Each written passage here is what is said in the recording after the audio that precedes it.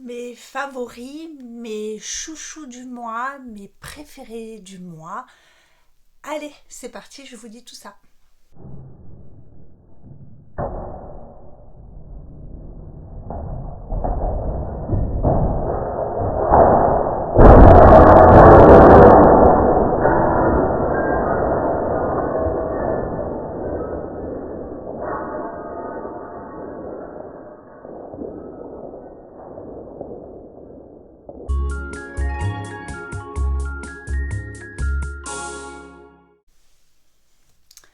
Bonjour, ravi de vous retrouver dans cette nouvelle vidéo des favoris du mois.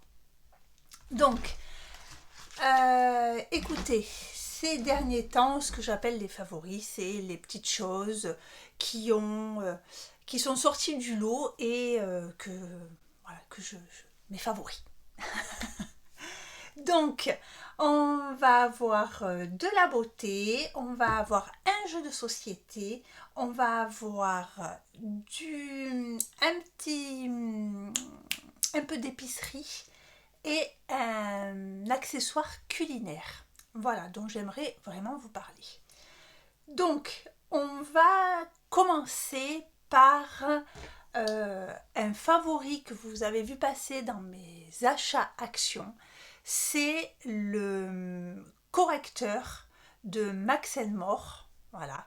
Donc c'est un anti-cerne et franchement, je le trouve moi j'utilise la couleur 110 Honey et il est génial. Et je tenais vraiment à vous en parler parce que je vous ai sorti quand même. Alors, j'ai la couleur Honey et j'ai la couleur Light Sand. Alors, celui-là, il est un peu clair. Donc, celui-là, il est vraiment de la même couleur que ma peau.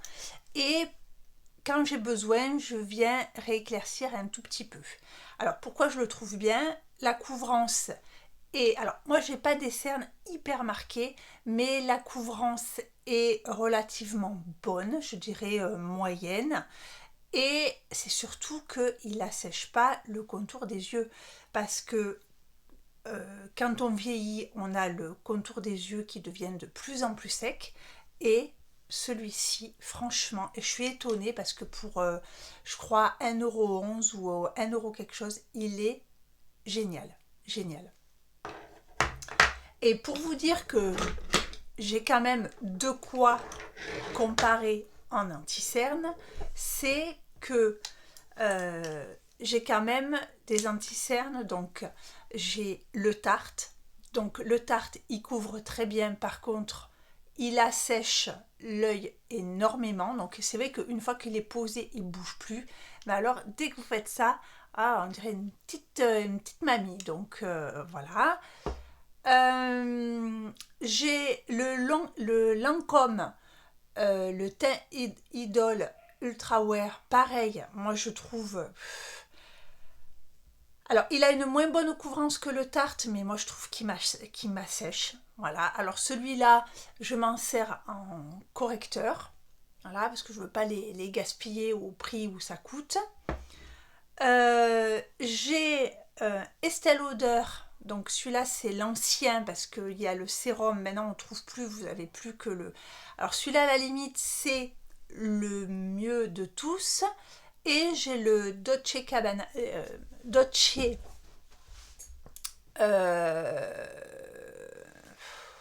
je, je bégaye. Dolce Gabbana. Donc lui pareil, je l'ai quand même pas mal utilisé, mais je trouve que... Alors les premiers jours il est bien, et au bout du troisième, quatrième jour, je trouve qu'il m'assèche le contour des yeux. Donc vous voyez, j'ai quand même du comparatif, et ben, mon anti-cerne préféré, c'est celui de chez Action. Depuis que je les ai achetés, donc je pense qu'il y a à peu près 2 mois de ça, quand j'avais fait la vidéo sur peut-on se maquiller avec 100% de maquillage Action, et ben franchement, il est génial. Enfin, il me correspond très bien, il m'assèche pas le dessous de l'œil, il est bien. Voilà, donc je tenais vraiment à vous partager parce que pour 1 euro et quelques, franchement, ça vaut les 30 balles, 30 balles, voilà.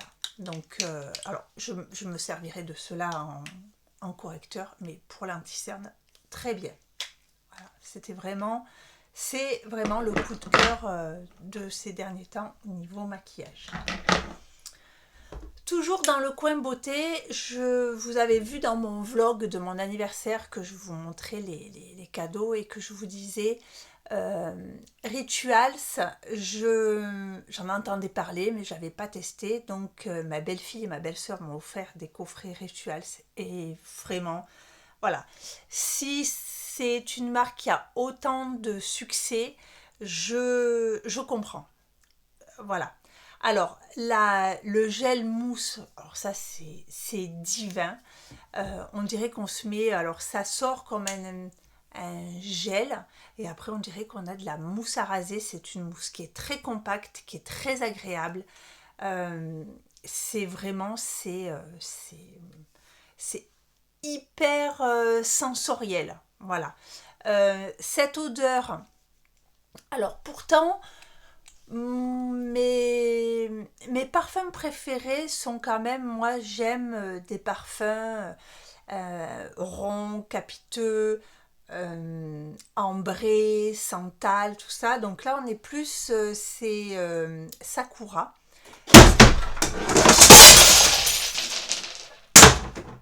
Et ben vous avez assisté en direct à la chute du tableau.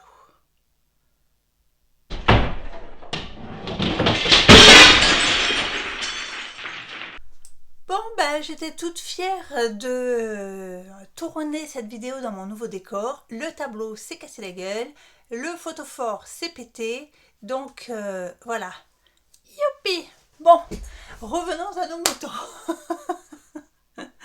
C'est les aléas. Bon, ben voilà, ça va.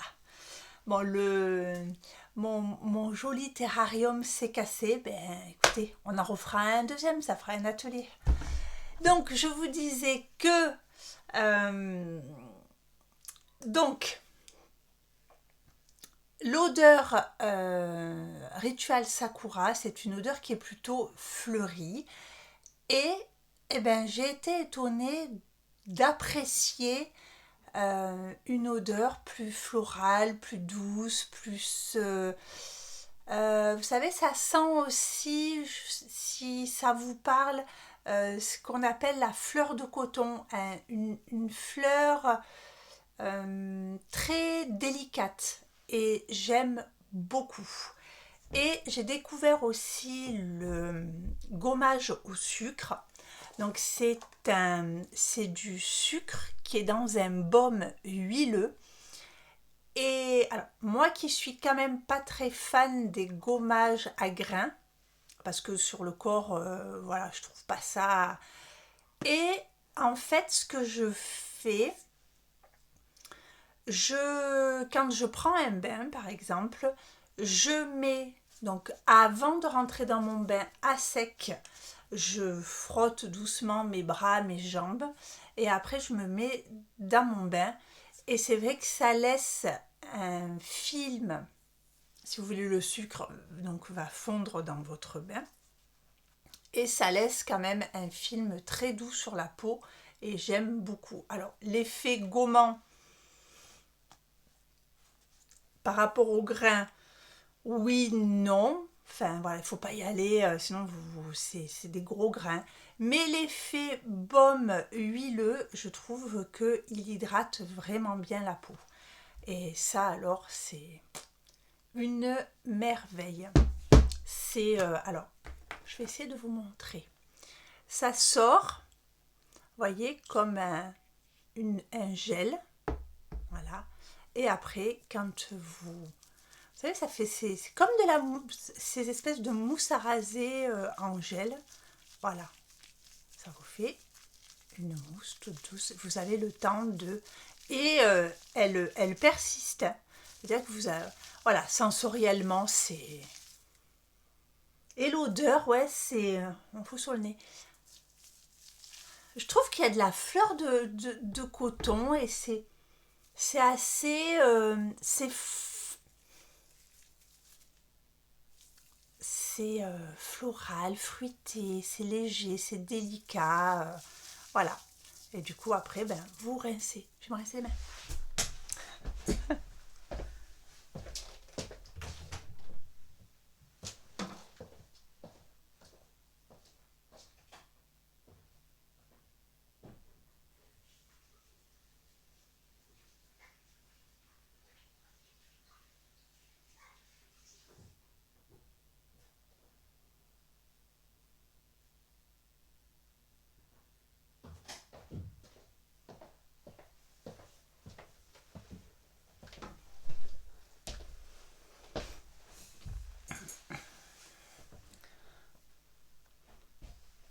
Ça sent super bon. J'adore. Gros coup de cœur pour Ritual et pour vraiment la texture, quoi. Voilà. Ensuite, alors, ça a été l'anniversaire de ma fille et elle a reçu un jeu de société qui s'appelle l'imposteur. On a passé, vraiment un coup de cœur. L'imposteur, c'est un jeu de cartes. Donc, il n'y a pas de pions à changer, tout ça. C'est juste des cartes. Et donc, il faut découvrir qui est l'imposteur. C'est-à-dire, donc, on joue de 4 à 6 joueurs. Voilà. C'est des parties qui sont très rapides. Donc, vous avez sur les cartes, déjà, vous avez des petits numéros. Vous avez 7, 8, ainsi de suite. Donc, vous prenez la pile de cartes 8, par exemple, on va dire. Et chaque joueur va avoir une carte en sa possession. Et sur ces cartes, vous avez des chiffres avec des mots. Donc toutes les cartes ont les mêmes chiffres et les mêmes noms, sauf un qui va se retrouver avec cette carte-là. Donc c'est l'imposteur. Vous voyez, il y a marqué. Donc là, tu n'es pas l'imposteur. Là, tu es l'imposteur. Donc en fait, là, vous avez les chiffres, mais vous n'avez pas les mots. Chaque joueur prend une carte. On décide de faire... Un des joueurs décide par exemple de faire deviner le mot 19. Donc c'est le mot lune. Sauf que l'imposteur, lui, il ne sait pas de quel mot il s'agit. Donc, on commence un tour de table. Chaque joueur va jouer l'un après l'autre. Donc, quand vous êtes l'imposteur, il vaut mieux pas être le premier à parler parce que vous ne savez pas. Donc, le premier joueur va dire un mot qui correspond au mot lune. C'est-à-dire que, par exemple, le premier joueur va dire nuit. Le deuxième joueur va dire quartier. Le troisième joueur va dire plaine. Et si vous êtes l'imposteur, quand c'est à votre tour, soit vous avez trouvé par déduction de quel mot il s'agissait, soit vous n'avez pas trouvé ou vous avez un doute, et vous essayez de dire un mot, parce que quand on dit par exemple nuit, plaine, on peut parler de loup-garou, on peut parler de plein de choses, donc vous allez dire un mot, et les tours se suivent comme ça, et à partir au troisième tour, chacun va se douter de qui est l'imposteur et désigner l'imposteur. Donc, quand les autres joueurs vous désignent, vous êtes l'imposteur, donc vous montrez votre carte, vous êtes l'imposteur, donc vous êtes démasqué. Par contre, si vous n'êtes pas l'imposteur, donc vous avez gagné la partie. Donc voilà, ça se joue comme ça. Après, il y a des règles. Si jamais, quand vous désignez les imposteurs, ça se bat entre deux personnes. Donc, les personnes doivent... Voilà, il y a des petites règles. Mais c'est un jeu, franchement, on a passé un super moment. C'est très vite fait. Vous pouvez jouer... nous, on a joué, par exemple, donc à l'anniversaire de ma fille, tout en mangeant le gâteau. On jouait au jeu et on a fait une partie de rigolade. Vraiment, c'était vraiment extra, quoi. Parce que si vous êtes l'imposteur, comme je vous ai dit, là c'était le mot lune.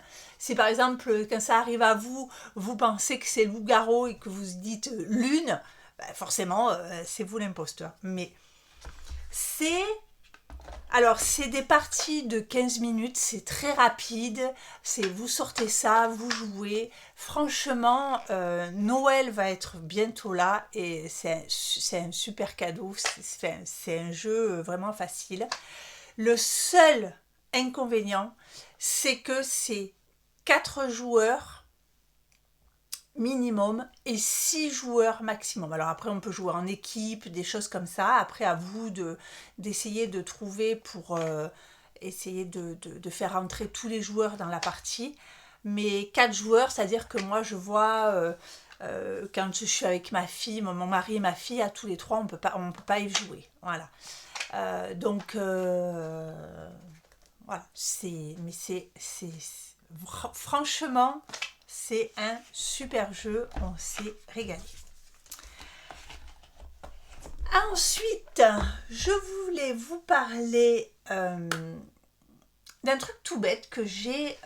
Donc, on va passer épicerie alimentaire. J'ai découvert, c'est Barilla qui fait ça. Donc risoni, c'est lentilles, corail et pois chiches. C'est sous forme de petits, on dirait du riz, vous voyez. Ça cuit assez vite. Je crois que ça cuit en 9 minutes. C'est sans gluten du coup. Donc voilà, je voulais vous... Alors déjà... moi j'ai vu ça dans le rayon, je dis tiens qu'est-ce que c'est, j'adore les lentilles corail, tout ça. Et donc en fait c'est fait à base de farine de lentilles corail et de farine de pois chiches. Et en faisant avec cette farine là, ils en ont fait, vous voyez, des petits grains comme du riz. Voilà. Donc ça cuit 9 minutes. Donc, vous avez des petites idées recettes. Donc là, c'est une salade et tout. Moi, je l'avais fait façon risotto. Et non seulement c'était très goûteux, c'est très bon. Et en plus, je voulais vous le faire partager parce que moi, je ne connaissais pas. Et c'est surtout que c'est sans gluten. Donc, nous, on n'a pas de problème avec le gluten. Mais... je trouvais que c'était sympa de vous faire partager ça. Si jamais parmi d'entre vous qui sont intolérants au gluten ou voilà pour les enfants, pour ça change, c'est super bon, c'est vite cuit, voilà. Petit truc facile, plutôt, voilà, on tourne, vous savez, quand on veut manger des féculents, ben voilà, on a vite fait de tourner autour des pâtes, du riz, de la semoule, tout ça, et là je trouvais, c'était sympa de changer un petit peu. Et vraiment, la dernière chose que je voulais vous partager, j'ai fait un short où je vous ai présenté ça, mais ce short n'a pas eu énormément de vues, donc je ne sais pas si vous l'avez vu.